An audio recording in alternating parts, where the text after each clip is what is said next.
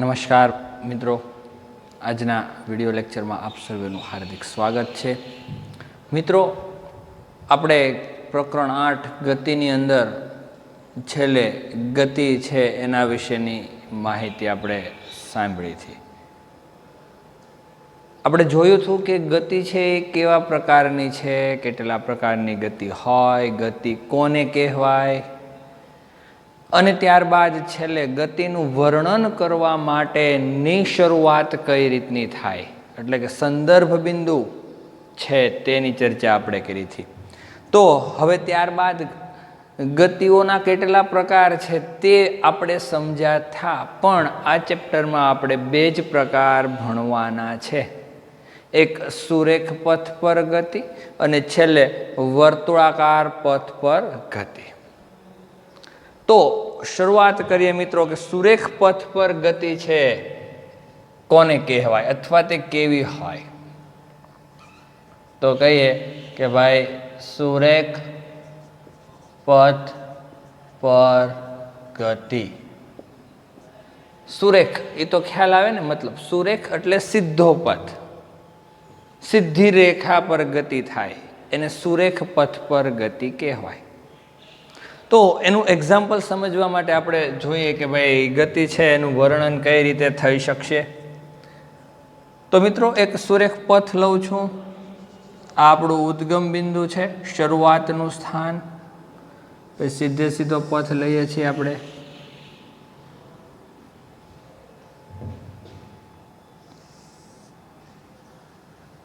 આ લાસ્ટ બિંદુ, મતલબમાં એક આ સુરેખ પથ છે.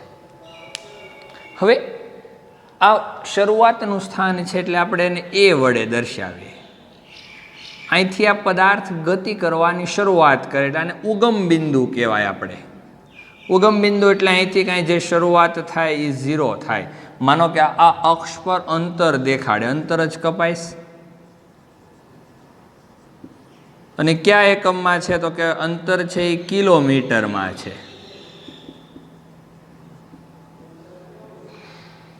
કિલોમીટરમાં અંતર દેખાડે એટલે અહીંથી શરૂઆત થઈ છે મિત્રો. તો અહીંથી માનો કે અહીંયા સુધી પહોંચે એટલે 10 કિલોમીટર, અહીંયા પહોંચે એટલે 20, 30, 40, 50, આ રીતે સ્કેલ દોરું છું.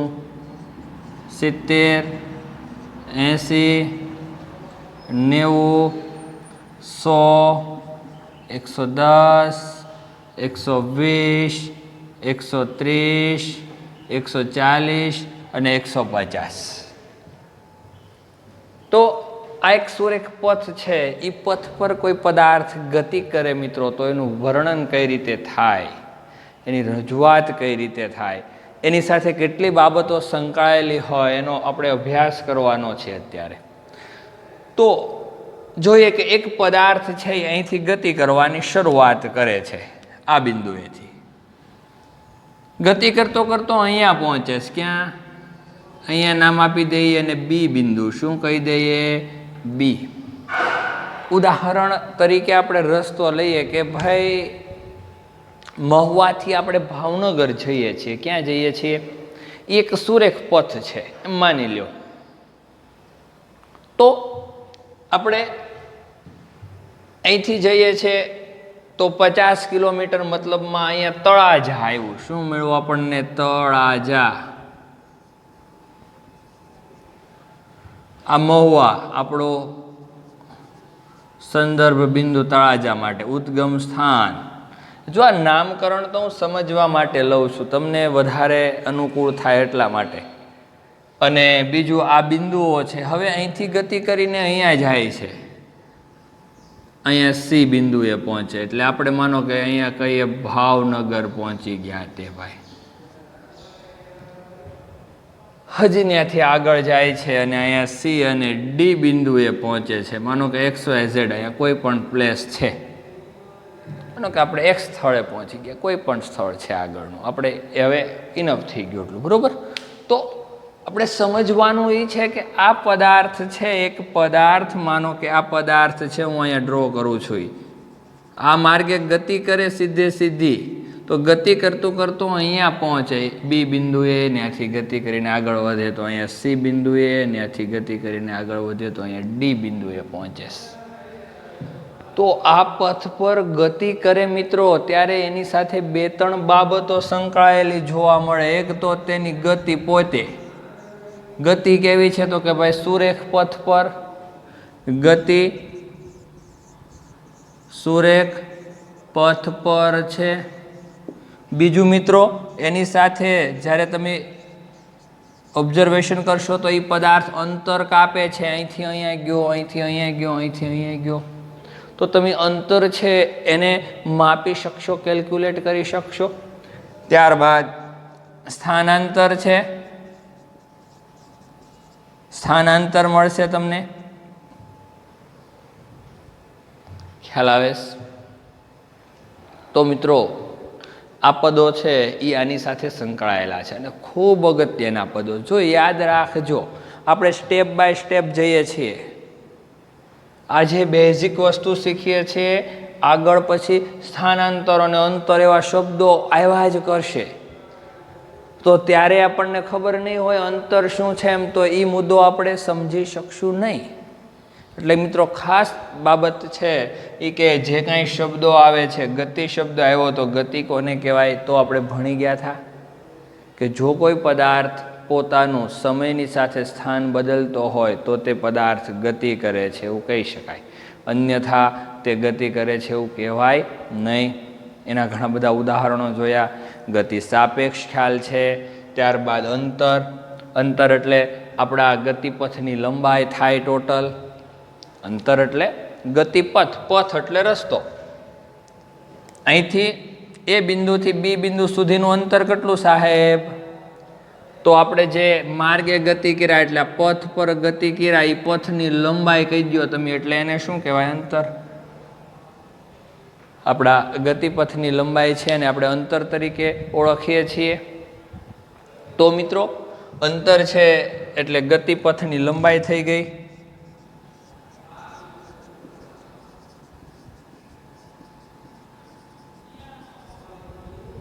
અને સ્થાનાંતર એટલે પદાર્થના સ્થાનમાં થતો ફેરફાર એને સ્થાનાંતર કહેવાય. જોજો મિત્રો ઘણા અહીંયા લખે છે કે પદાર્થમાં થતો ફેરફાર. પદાર્થમાં ફેરફાર નથી થતો.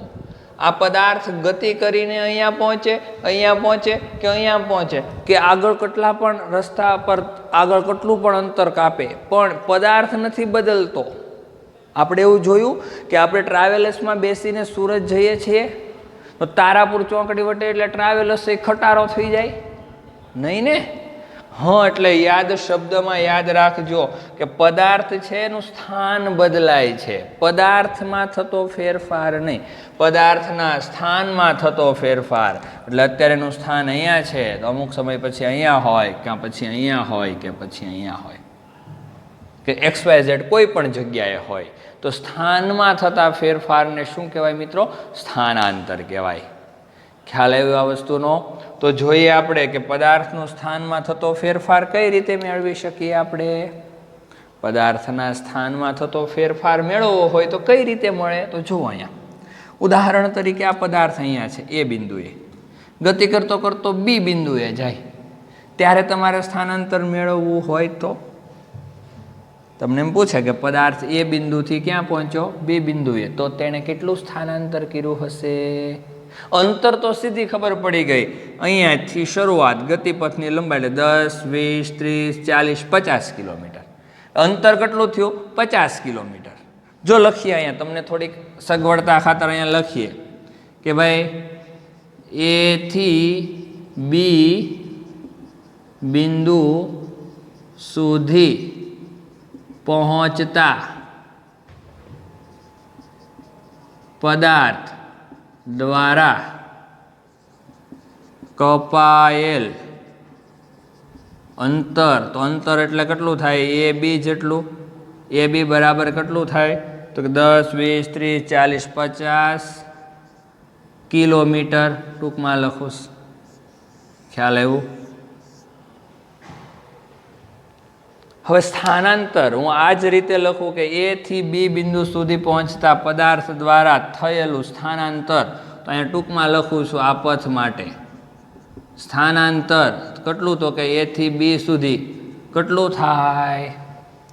તો મિત્રો યાદ રાખો કે સ્થાનાંતર મેળવવા માટે આપણે બે સ્થાન વચ્ચેનો તફાવત લેવાનો છે. સ્થાનમાં થતો ફેરફાર છે મિત્રો, પણ સ્થાનાંતર માટે બીજી એક શરત છે કે આને ગણતરી કઈ રીતે કરવી, તો અંતિમ સ્થાન માઇનસ પ્રારંભિક સ્થાન. જો અહીંયા છેલ્લું સ્થાન અને પહેલું સ્થાન એટલે આપણને શું મળે, એના સ્થાનમાં થતો ફેરફાર. અને એને બીજા શબ્દોમાં એ રીતે ઓળખવામાં આવે કે અંતિમ સ્થાન અને પ્રારંભિક સ્થાન વચ્ચેનું ઓછામાં ઓછું અંતર. અંતિમ સ્થાન અને પ્રારંભિક સ્થાન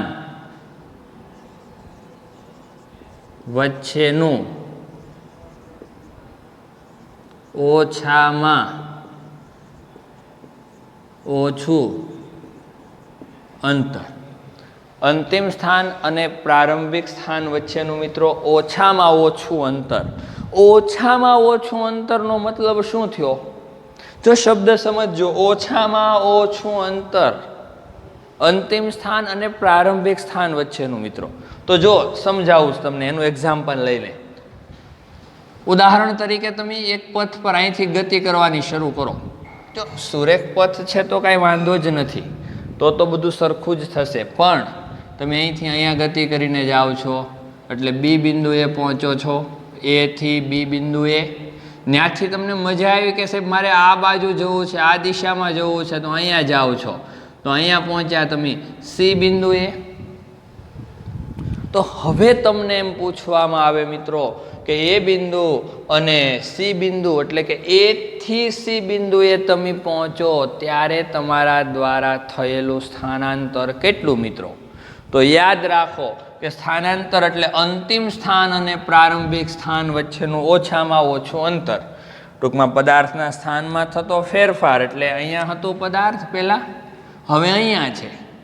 આ માપ પણ આ માપ અહીંથી પણ મપાય ને, આ રીતે આટલું અંતર ને આટલું અંતર. માનો કે આ 10 મીટર છે, આ એ 10 મીટર છે, તો આ 10 ને 10 20 મીટર જેટલો સ્થાનમાં ફેરફાર છે. પણ એમ નહીં મિત્રો, આ રીતે ફેરફાર નથી ગણવાનો.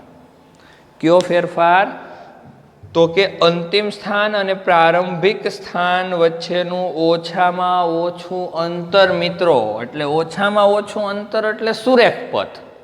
જો આને અહીંથી તમે આ રીતે માપી શકો, આ રીતે માપી શકો, આ રીતે માપી શકો, આ રીતે માપી શકો, પણ એ બધા અંતર વધશે. ઓછામાં ઓછું અંતર એટલે આ બે બિંદુને જોડી દેવાના. શું કરવાના? જોડી દેવાના. એટલે તમને મળશે એ બે સ્થાન વચ્ચેનું ઓછામાં ઓછું અંતર મિત્રો. શું મળે? ઓછામાં ઓછું અંતર.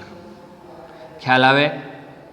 અંતિમ સ્થાન અને પ્રારંભિક સ્થાનને સુરેખ રેખા દ્વારા જોડો, સીધી લાઈન દ્વારા. એ અંતર એટલે ઓછામાં ઓછું અંતર, અને એ અંતરનું મૂલ્ય એટલે આપણને આ સ્થાનાંતર મળે. શું મળે? આ સ્થાનાંતર. ખ્યાલ આવ્યો મિત્રો? તો હવે આપણે અહીંયા સ્થાનાંતર જોતું છે એ થી બી બિંદુએ પહોંચે ત્યારે. તો અંતિમ સ્થાન માઇનસ પ્રારંભિક સ્થાન. અંતિમ સ્થાન માઇનસ પ્રારંભિક સ્થાન. અંતિમ સ્થાન એટલે આ લેવાનું 50, પ્રારંભિક સ્થાન એટલે 0. તો 50 માઇનસ 0 એટલે 50 કિલોમીટર. તો સ્થાનાંતર એ બી બરાબર શું મેળવું? 50 કિલોમીટર. બંને સમાન મેળા,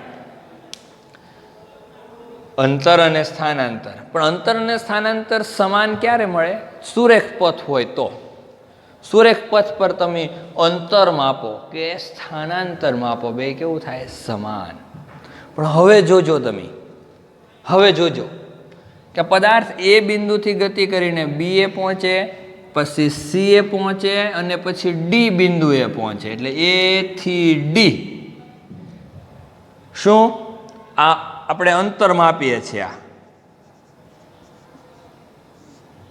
બરોબર. તો અહીંયા અંતર લઈએ, કયો પથ લઈએ?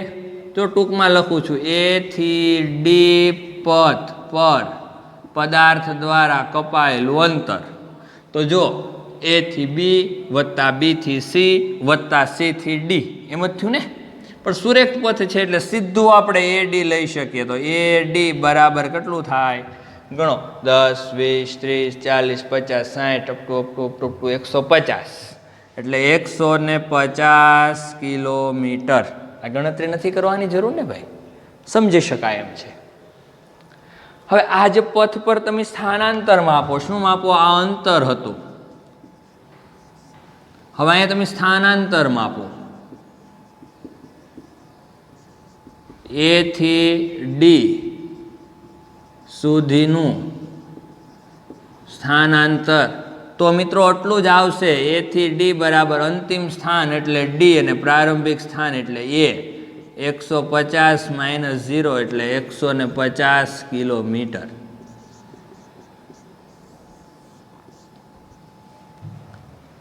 ખ્યાલ આવ્યો કે ન આવ્યો? આ તો સમજી શકાણું મિત્રો. સાહેબ ભાઈ સરખું છે તો હું કામ માથાકૂટ હાલે છે? આ બધી સમાન નથી મિત્રો.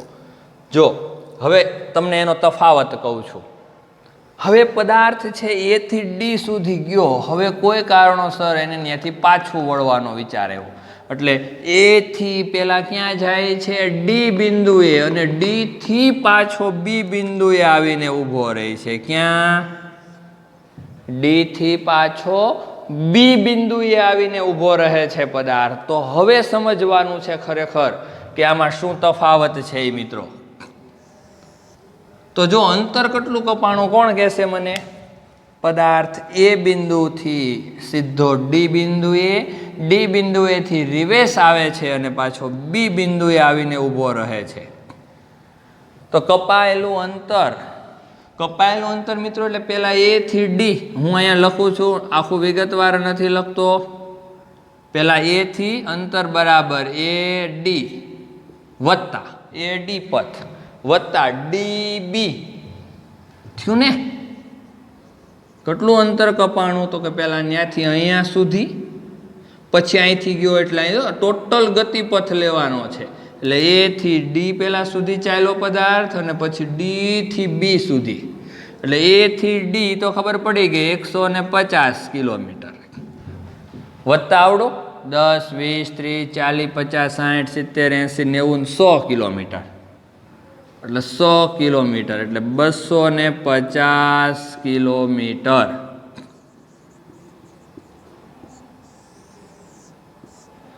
ખ્યાલ આવ્યો મિત્રો? હવે આ જ પથ પર તમે સ્થાનાંતર માપો. શું માપો?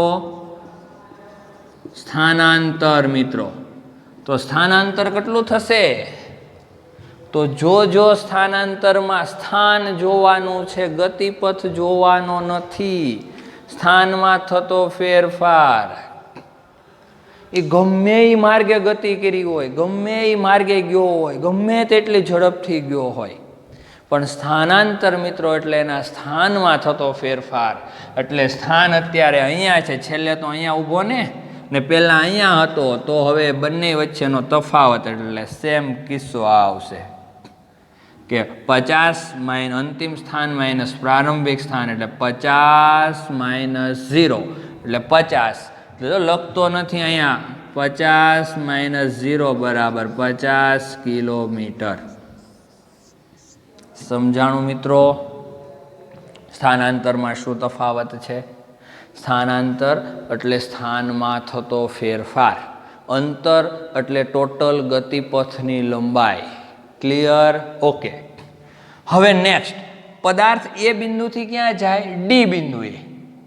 ડી બિંદુએથી પાછો આવે છે ને એ બિંદુએ આવીને જ ઊભો રહે. ક્યાં આવીને ઊભો રહે? એ બિંદુએ જ આવીને ઊભો રહે મિત્રો. તો હવે લખીએ છીએ એના માટેની ચર્ચા. અંતર કેટલું કપાશે? તો અંતર કયા પથનું? તો કે પેલા એ ડી ને પછી ડી એ તો આ 150 કિલોમીટર ને આ 150 કિલોમીટર એટલે 300 કિલોમીટર થશે. અંતર કેટલું થશે? 300 કિલોમીટર મિત્રો.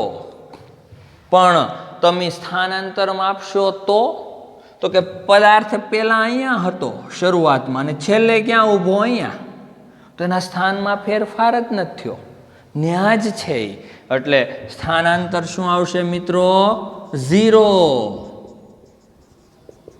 0 કિલોમીટર. સમજાય છે આ વસ્તુ? ગતિ કરીને આવ્યો, 300 કિલોમીટર અંતર કાપ્યું, પણ આપણે સ્થાનાંતર માપવા માટે સ્થાનનું મૂલ્ય જોઈએ. એટલે સ્થાન એટલે ત્યાં ને ત્યાં છે, એટલે સ્થાનાંતર 0 મિત્રો. હવે આ ઉદ્ગમ બિંદુ છે મિત્રો, તો આપણે જોઈએ કે આ અક્ષ ધન અક્ષ. તમે ગ્રાફ દોરતા શીખ્યા હશો મેથ્સ સાયન્સની અંદર, મેથ્સ ગણિતની અંદર ગ્રાફ દોરતા હોય, આલેખ કહીએ તે. તો એમાં ઉદ્ગમ બિંદુ લઈએ એટલે આ બાજુ બધા ધન અંતરો, તો આ બાજુ લઈએ બધા કેવા લઈએ? ઋણ અંતરો લઈએ. માનો કે અહીંયા 10, -20, -30, ઉપર ધન નીચે ઋણ. એક્સ અક્ષ, આ એક્સ અક્ષ, ધન એક્સ અક્ષ, આ ઋણ એક્સ અક્ષ.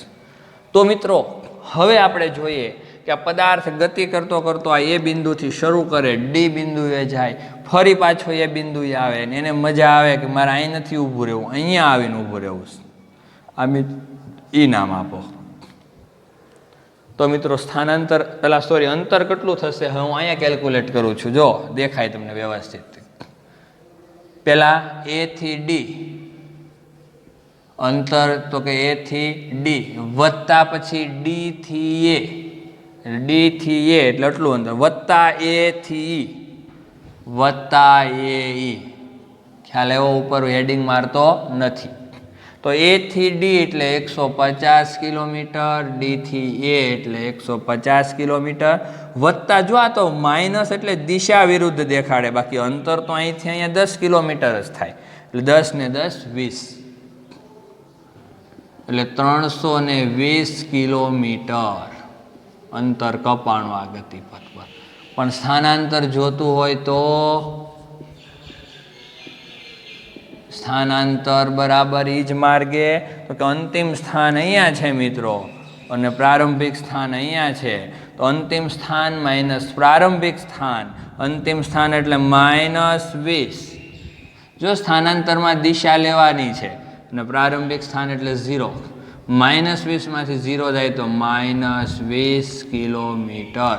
સ્થાનાંતરનું મૂલ્ય -20 આવ્યું. ખ્યાલ આવે છે મિત્રો આ બાબત? આ ઘણા બધા એક્ઝામ્પલ જોયા આપણે. એટલે હવે અંતર સ્થાનાંતરની કેલ્ક્યુલેશનની અંદર કાંઈ ડાઉટ ન રહેવું જોઈએ. સોલ્વ કરો, ન સમજાય તો પૂછો, પણ એક્ઝામ્પલો ગણતી વખતે, દાખલાઓ ગણતી વખતે ભૂલ પડવી જોઈએ નહીં. એના માટે પ્રેક્ટિસ કરવાની. ને આની અંદર ખાસ નોંધવા જેવી બાબત મિત્રો, ખાસ નોંધવા જેવી બાબત એ છે કે તમે જુઓ અહીંથી પહેલી કેલ્ક્યુલેશનથી અંતર 50 કિલોમીટર, અંતર 150 કિલોમીટર, અંતર 250 કિલોમીટર, અંતર 300 કિલોમીટર, અંતર 320 કિલોમીટર. સમજાય? બધી જ જગ્યાએ અંતરનું મૂલ્ય ધન છે. કેટલું છે? ધન છે. 0 નથી, વધતું જ જશે. પદાર્થ થોડોક પણ આગળ ચાલે એટલે અંતરની ગણતરી શરૂ થઈ જાય. પણ સ્થાનાંતર જુઓ તમે, સ્થાનાંતર અહીંયા 50 કિલોમીટર, અહીંયા 150 કિલોમીટર, અહીંયા 50 કિલોમીટર, અહીંયા 0 કિલોમીટર અને અહીંયા -20 કિલોમીટર. અંતરનું મૂલ્ય બધી જ જગ્યાએ ધન છે મિત્રો, પણ સ્થાનાંતરનું મૂલ્ય ધન છે, શૂન્ય પણ છે અને ઋણ પણ છે. એટલે મિત્રો અંતરનું મૂલ્ય હંમેશા ધન જ હોય. કેવું હોય? પણ સ્થાનાંતરનું મૂલ્ય ધન, ઋણ કે શૂન્ય હોઈ શકે. કેવું? ધન, ઋણ કે શૂન્ય હોઈ શકે. ખ્યાલ આવ્યો આ બાબત? આ મુદ્દો ખ્યાલ આવ્યો કે અંતરનું મૂલ્ય હંમેશા ધન હોય મિત્રો, જ્યારે સ્થાનાંતરનું મૂલ્ય ધન પણ હોય, ઋણ પણ હોય અને શૂન્ય પણ હોય. આ ખાસ બાબત યાદ રાખવાની. સમજાણું? તો આજના લેક્ચરમાં આપણે અહીંયા સુધી રાખીએ છીએ, બરાબર. હવે નેક્સ્ટ લેક્ચરમાં આપણે આગળના ટોપિક પર ચર્ચા કરશું. Thank you.